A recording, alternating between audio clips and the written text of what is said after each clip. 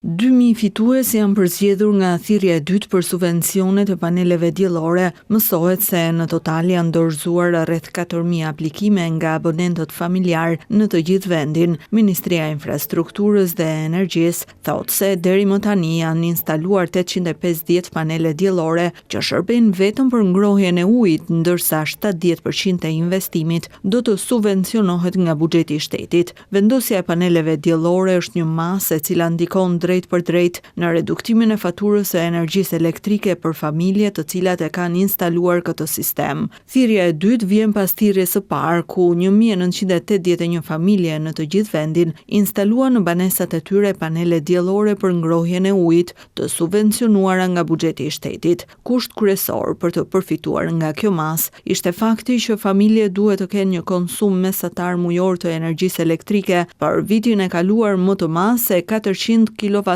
Nga ky kriter, përjashtoheshin vetëm konsumatorët familjar të cilët kanë në përbërjen e tyre një pjesëtar të familjes me ndihmë ekonomike. Aplikimet janë dorëzuar të gjitha online, ndërsa interesi ka qenë shumë i lartë. Subjektet tregtare, të cilat kanë ofruar shërbimin për instalimin e sistemeve për ngrohjen e ujit me panele diellore, duhet të vërtetojnë se nuk kanë detyrime ndaj organeve tatimore. Panelet e instaluara duhet që të shoqërohen gjithashtu me një garanci 5 vjeçare nga subjekti instalues, si dhe të disponojnë skedën teknike të instalimit termik.